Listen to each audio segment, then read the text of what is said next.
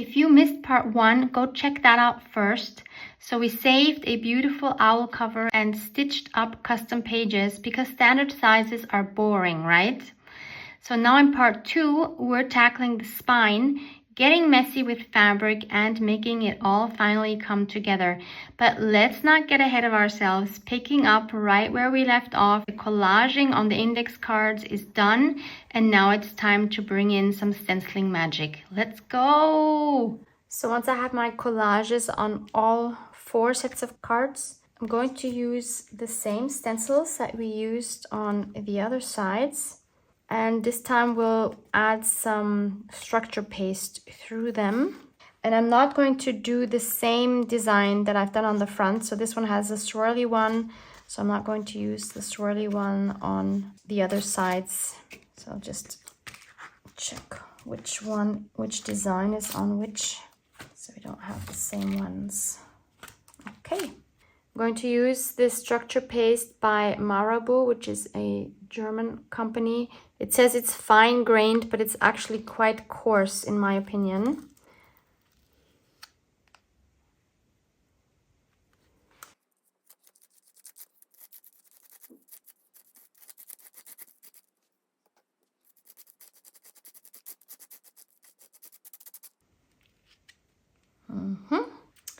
There we go. I'm actually going to switch spatulas because this one is bending too much since it's metal. I think this one is better for thinner structure pastes. So this one is going to be easier to work with because it's plastic and it doesn't bend as much. Oh yeah, much better.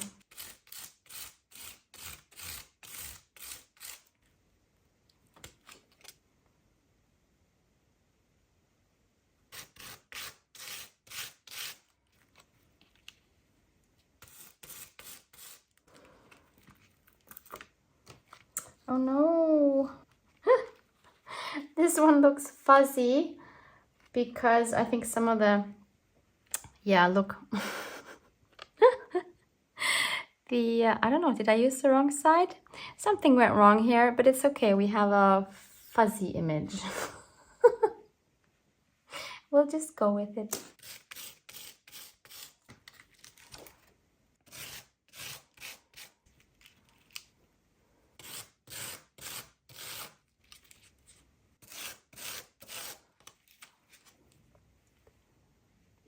It's the next day. Obviously, everything has dried. And I want to add some spray stains on top here. And I chose a few different colors. Gathered Twigs Vintage Photo. Tea dye. And then we're straying a little bit from the neutrals. Salvaged Patina and Tarnished Brass. This time let's try not spraying them.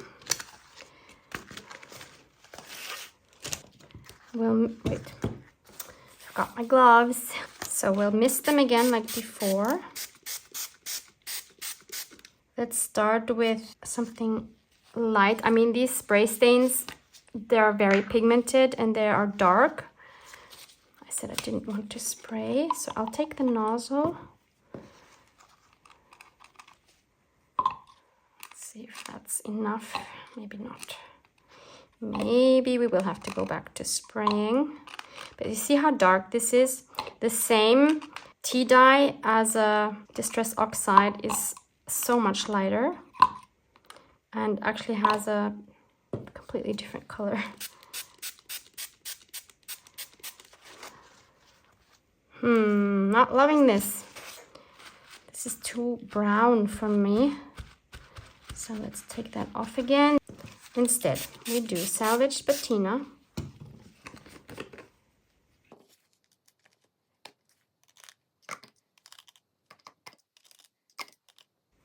I think I'm gonna spray. This is taking forever.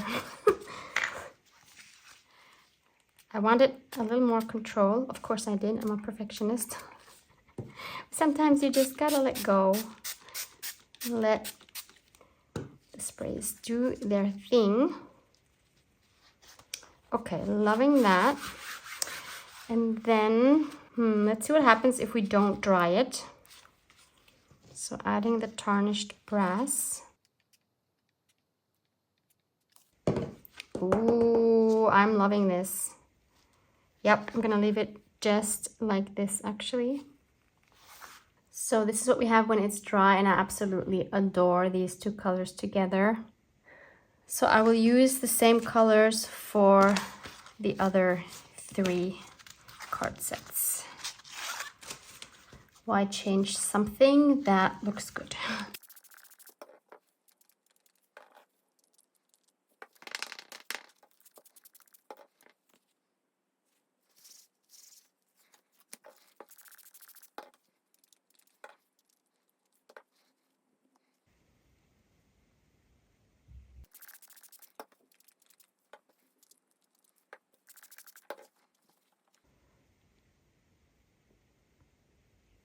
So while those dry, I want to add some of my digital papers.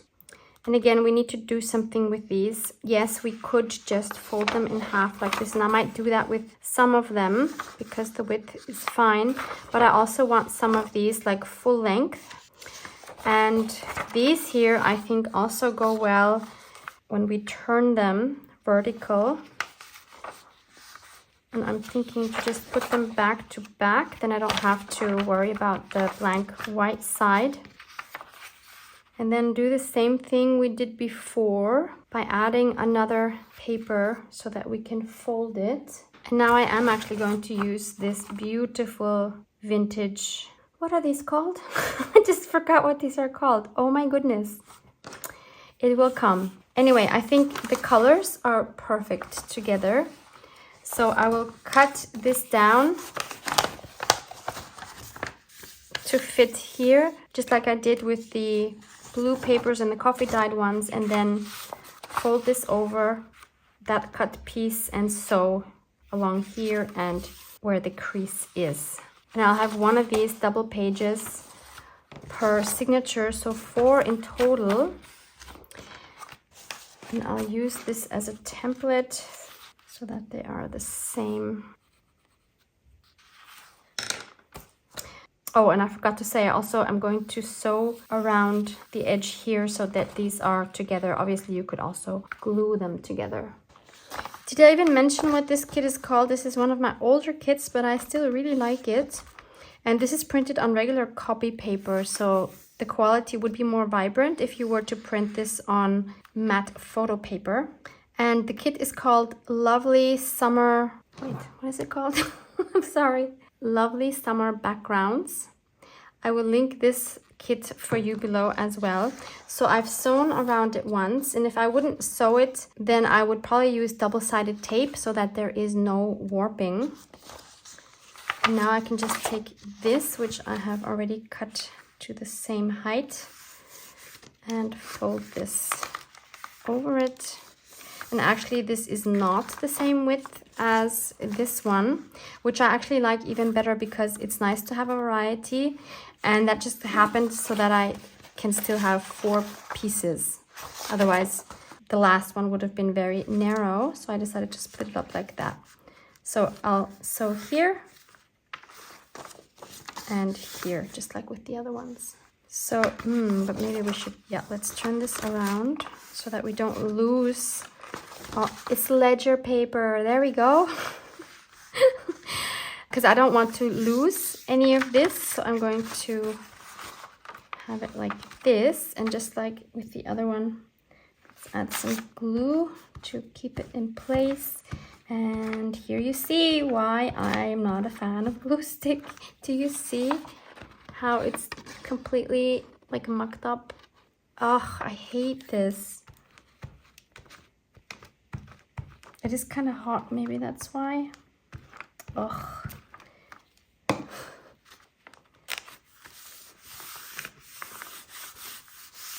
So the next 2 I'll take from the kit are this one and a little more stronger colors.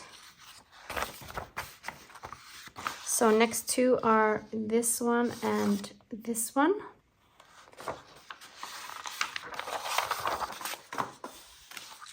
And the last 2 will be this one and this one. So all 4 are ready to go. It's 1,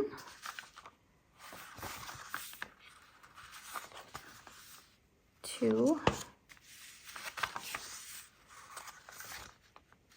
3, and 4. And finally, I'll add some more of these here from also my older kits. These are my boho bird backgrounds. Again, I will link these below. So I'll put these back to back, but this time I'm just going to fold them in half so they will be shorter than the other pages. So that's 1. So again, 1 per signature. There's the set for the second one. And then I'll do a double page from this kit. These were called Heart and Soul backgrounds. It's perfect because these are all bird themed, so just perfect for our journal. And finally, this one is not bird themed, but it's kind of like a universal theme. These are from my kit called On My Desk, which was a huge success back in the day. Again, these are more vibrant if you print them on matte photo paper instead of regular copy paper. So a few fights with my sewing machine later. I have all 4 double pages ready to go.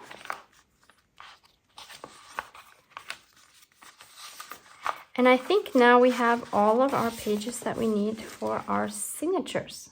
So I have all of my pages here for my signatures. So we have 1, 2, 3, 4, 5, 6, 7 different pages for each signature. So we have 4 tall ones and 3 shorter ones. Which one do we start with? Let's start off with one of these. So I'll alter between tall and shorter one.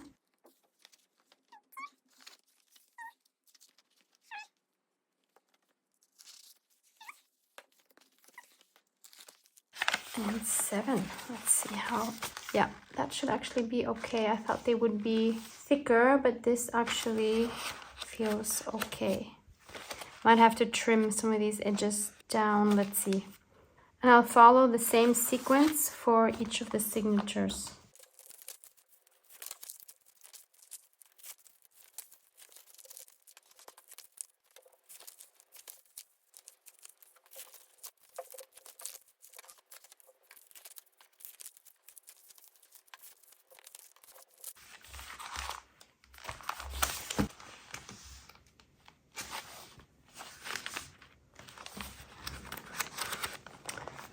Put them between the covers.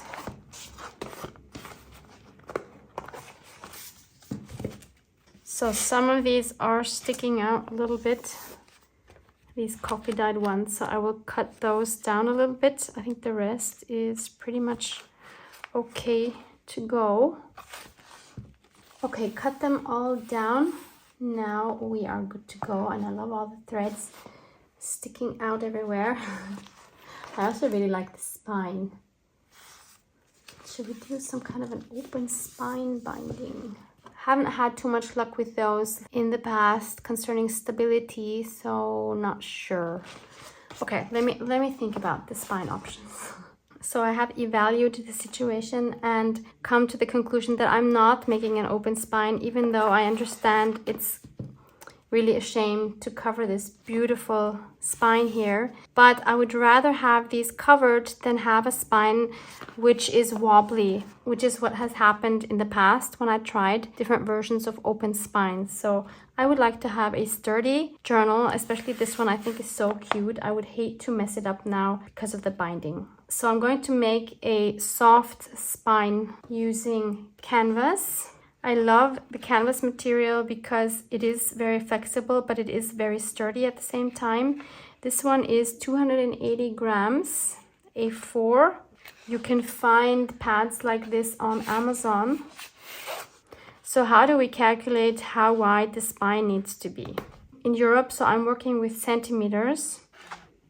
Basically what I do is, now I know I have 4 signatures, and I want each signature to have 1 centimeter in between, or actually, should we do more? Let's do 1.5 Now I'm actually thinking if I should divide them into 5, because this doesn't have any ephemera inside yet, right? So if I have my spine approximately like this, that would be approximately a centimeter in between the signatures and also a centimeter on either side here and here. But that doesn't leave me a lot of room here to add ephemera without this becoming a gator mouth.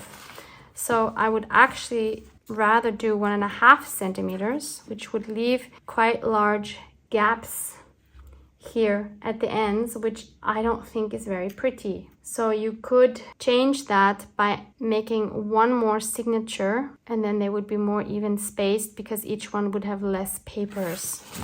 Is that possible? I mean, sure, it's possible, but is that going to be even? The problem is that I, of course, only have 4 of each type of page, and I have 7 different types of pages. That would mean not every signature can start off with this, which is fine. So I just have to take out, currently have 7 times 4 papers, so 28 papers. If I divide those into 5, that means each signature would have 5 papers, and 2 of the signatures would have an extra one, so 6. I love how even everything is now, but I think we'll just have to change it. That will work out better in the end.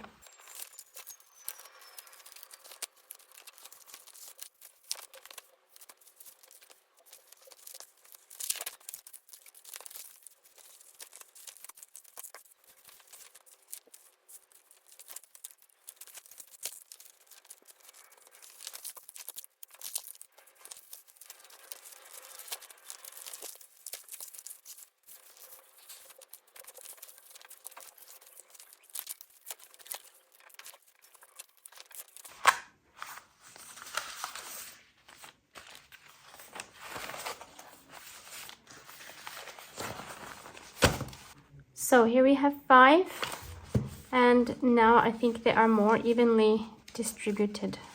I'll do 1.5. I can't help it. I don't want this to be a huge gator mouth. We'll do 1.5. So that means 1, 2, 3, 4, 5, 6 times 1.5 is 9. Plus we need some extra to wrap around the cover. So let's say 2 centimeters more on each side. So 9, 10, 11, 12, 13. So we need 13 centimeters, which is in inches, a little over 5 inches. And I need 2 of these because I want this to be more sturdy.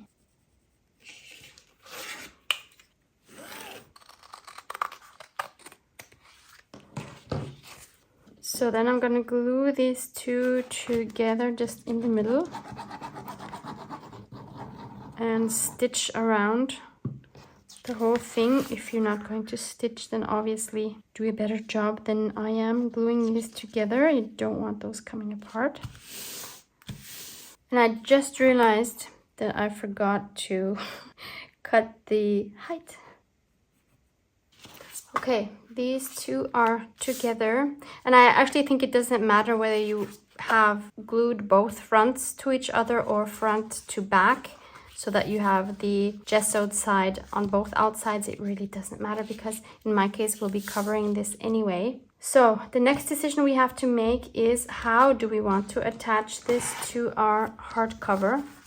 One option, which I'm not going to do for this one because I don't want to cover this up, would be to do it like I've done it for this journal. So again, we have beautiful vintage hardcover, and we have the soft spine here, also with the canvas covered with fabric, and we have the canvas here in between the book cover and another piece of cardboard. So that's a really secure way to do it. And for this one, I actually sewed in the signatures with my sewing machine, which was quite challenging. If you want to see how I made this little journal, I will link that for you below as well. I'm super happy with this one. The signatures lay absolutely flat. Love it, and I love the size of this one as well. So we're not going to be doing that for this one. So the question is, do we put the canvas on the outside like so, or do we put it on the inside? something like that.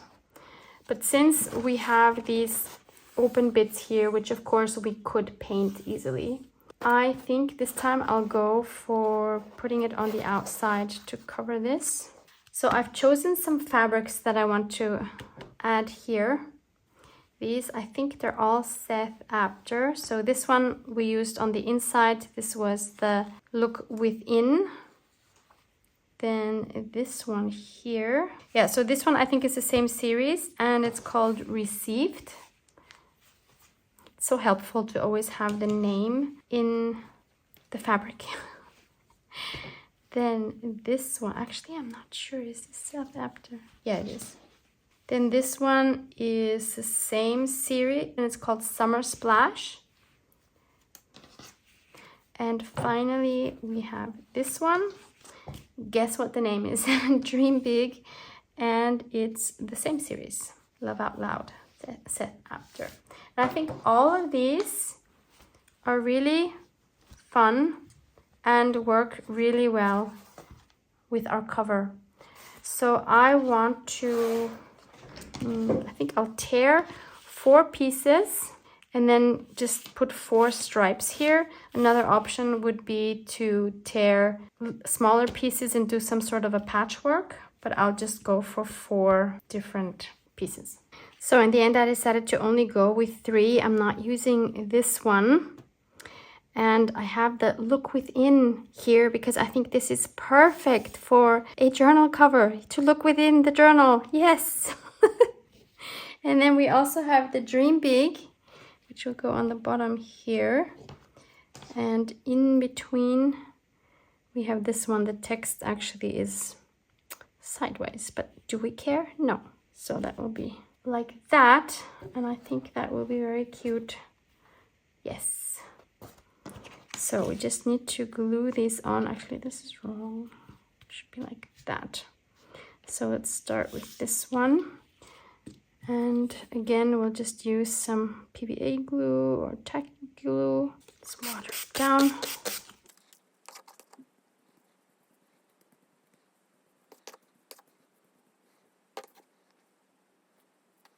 And I tore the pieces obviously a little bit bigger than my canvas because obviously I don't want the canvas showing. I think that is self-explanatory.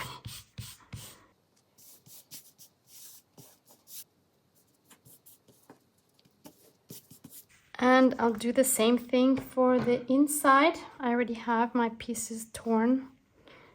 They will of course be covered, so we won't be able to see the Look Within, but that's okay.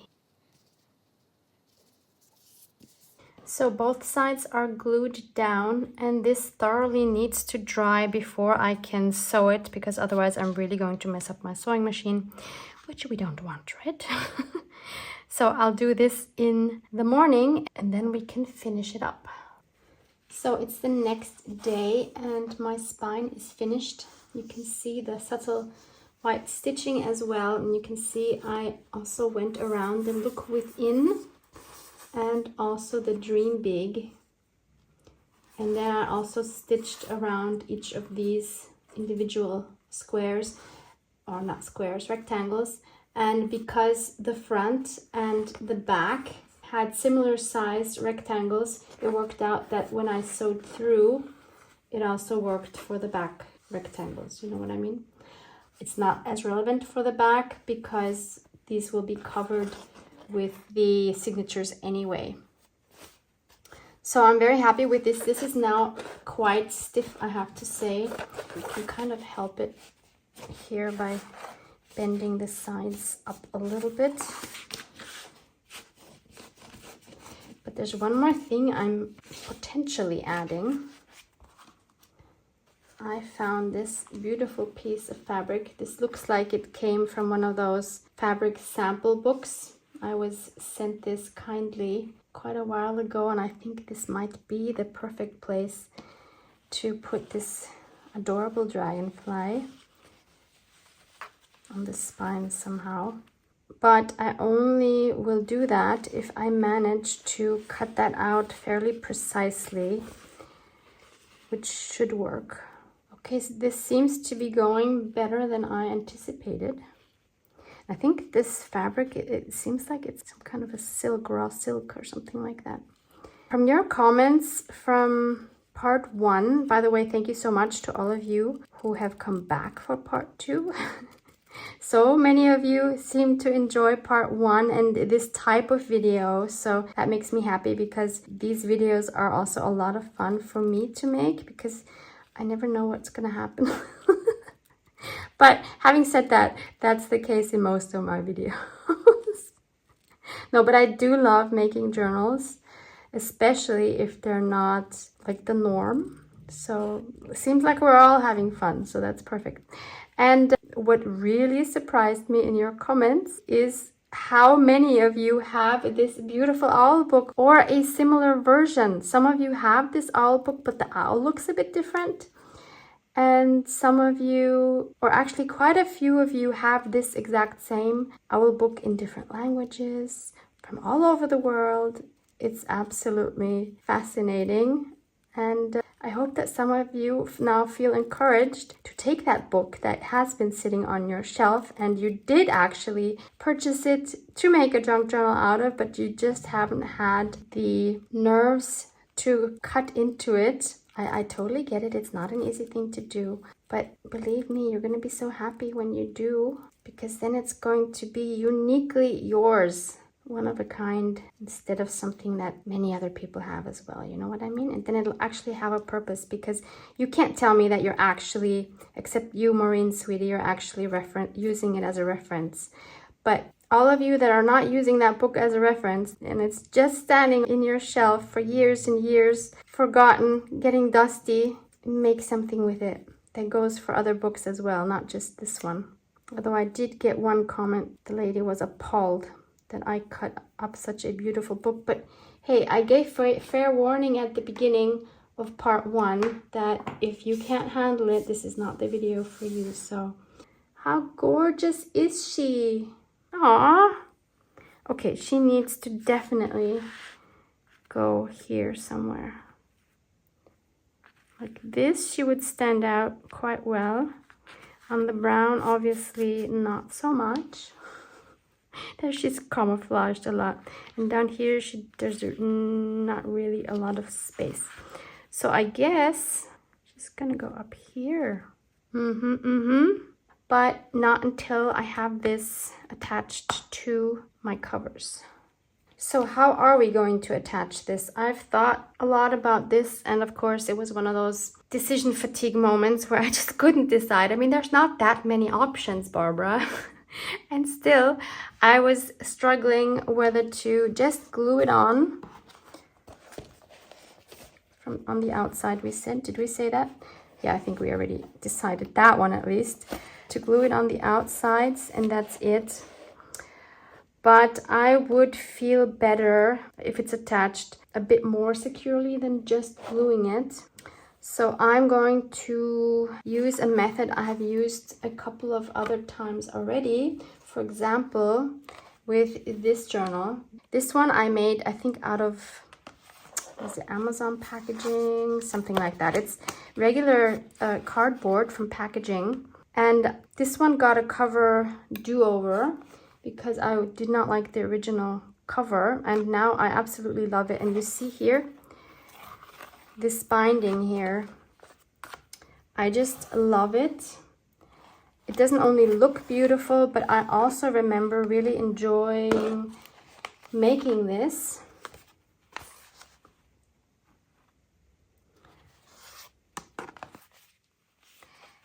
And I will link this video where you see exactly how I do this for you below. I love this journal a lot. Also because of the beautiful papers inside. They're just different versions of coffee dyed papers. I made this more for writing than for adding ephemera and such. I stitched the pages together here. I'm just realizing. I think I did here exactly what I said is not the most sturdy idea. Because look here, I somehow stitched the pages. I don't even remember. Yeah, I just stitched 2 pages together with a zigzag stitch. So that works as well, and they do definitely seem sturdy enough. But I do prefer the method that we did here, where it's folded and then just kind of stitched together, but not because they had to be stitched together, more for decorative purposes actually. But I love this because I love all these different papers. Again, you will find these paper dyeing methods in my paper dyeing playlist. Oh, this is okay. This is not in there. I think this is rust dyeing, and I don't even remember how I did that. I don't think I did that on camera. I'm guessing I sprayed some vinegar solution onto rusty objects that were laying on the paper. That would be my guess, because I don't know how to do it any other way. Look, there's a doily here. I love this, and I think I haven't used this yet because I love it so much. You know how that goes, right? Gorgeous. Wow. But I do think I have these digitally. If I do, I'll link these below, because then I actually will use those for other projects as well. I keep forgetting I have these digital versions as well. In any case, this is what I'm going to do. Of course, what makes it more challenging this time is here I just had some cardboard to put my holes through, and the binding itself is also canvas. But now we have a much thicker canvas covered also with fabric. So we'll have to see how well the punching will go through this material. That was definitely easier with this one. But that would make me feel a lot better. So one way to do that is if you have one of these cinch machines where you can just put the panel in and then just put the lever down. I actually have one. That is how I did this, but you don't need it. You can also just do it by hand, which is what I will do this time, because I have to do that because this here I don't think will work in the machine anyway. Or will it? Should I try that? I should try that. But just so you know, and I think I mentioned that in the other video as well, you can totally also just do it with a crocodile. And so you would just take a ruler and then you evenly space out, I would probably do it here on the back, space out your holes. So I would probably make a mark every centimeter, right? And then punch a hole every centimeter, and do the same thing with this one. But I'm actually gonna try that. I have no idea if my cinch can pinch my cinch can pinch through this. This is the perfect time to try that, right? Can the cinch handle this chunky spine, or will it cry for help?